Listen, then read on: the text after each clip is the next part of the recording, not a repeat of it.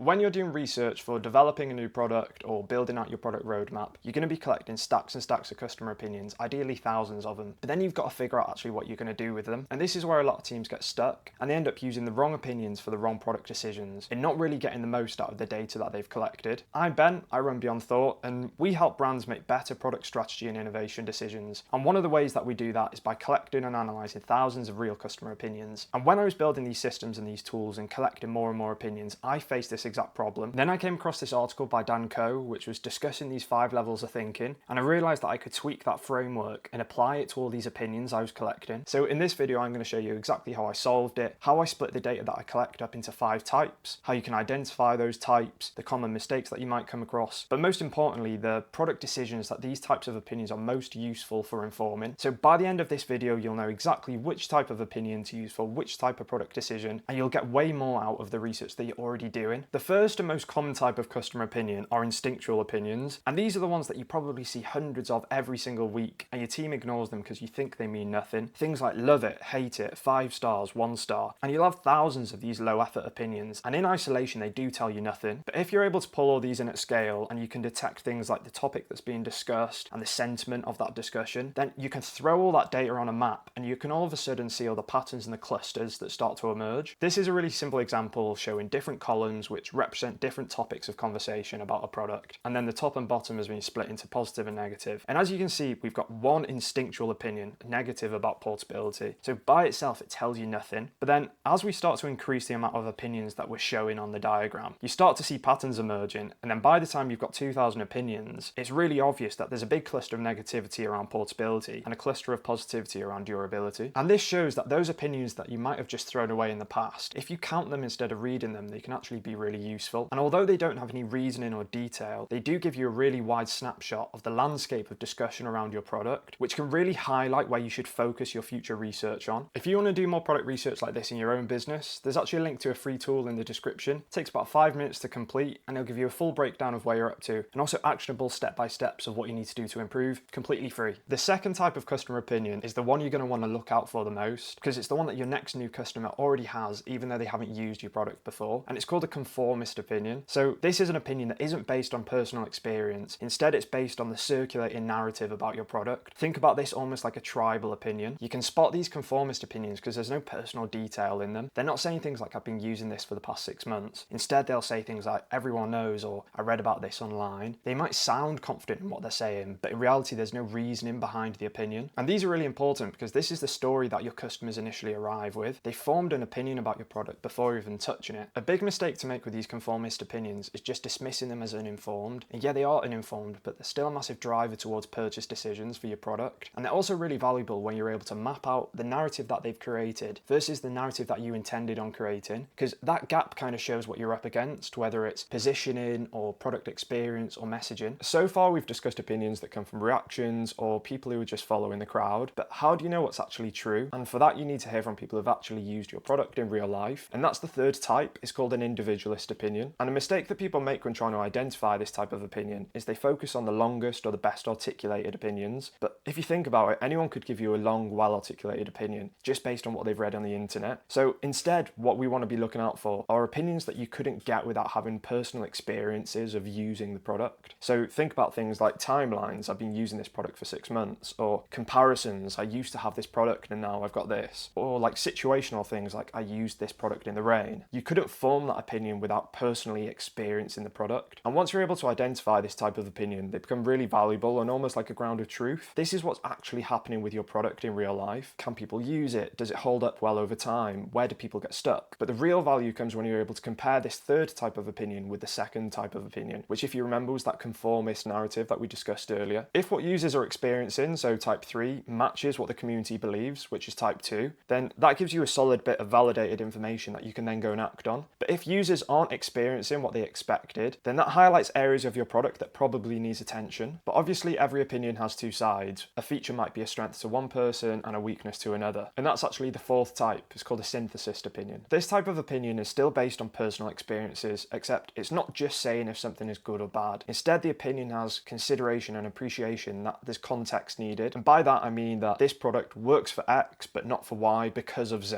So they've experienced other use cases, or they can appreciate and understand understand another use case well enough to know that there's two sides to their opinion. An individualist opinion tells you what happened, whereas a synthesist opinion tells you why that happened, depending on the use case. Could be the same feature or the same product, but the outcome's different depending on the context. Whereas with the previous types of opinions, where one feature could get a lot of positive attention and also a lot of negative attention, a synthesist opinion will tell you that in reality, that feature just serves different people and different use cases differently. So it shifts the framing from, is this feature good? Do we need to fix it? To actually, this is like a segmentation issue and it depends on the use cases and the people we want to target. The common mistake here is when you've got two groups with conflicting opinions, is your instinct is to pick a side and fix it. But synthesist opinions tell you that both sides are right. If you fix one side, then you break it for the other. So instead of it being a problem to solve, it's a trade-off to understand before you make the call. If you want to know what your community is saying about your brand or product, there's actually a link to a free tool in the description. It'll give you one actionable insight that's actually useful. It takes about 2 minutes to complete and it's completely free. But even when you have understood all the trade-offs that exist around your product, you're still working within the scope of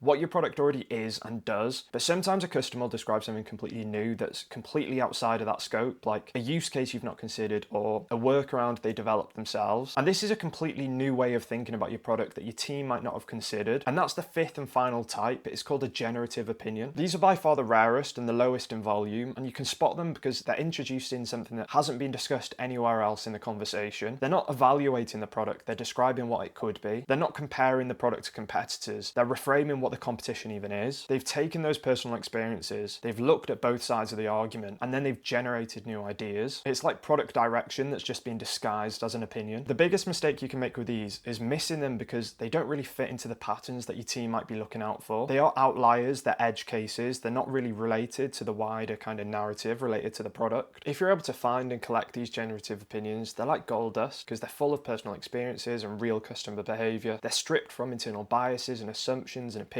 and they can uncover unmet needs that internal processes and all the other layers just can't do. But now you can see how every type of opinion answers a question that the previous one can't. Instinctual opinions tell you where to look, and conformist opinions tells you what the narrative about the product is. Individualist opinions tells you what's actually true. Synthesist opinions tells you what that depends on, and generative opinions tells you what's next. And the more opinions that run through this system, the clearer the picture's going to get. But that's the piece of the puzzle that most product teams are missing. They don't have a system for understanding what opinions are actually telling them and which product decisions they're best used to inform. And without that system, more opinions is just going to lead to more confusion, not really making the most out of the data that you've already collected. But that's it from me today. Thanks.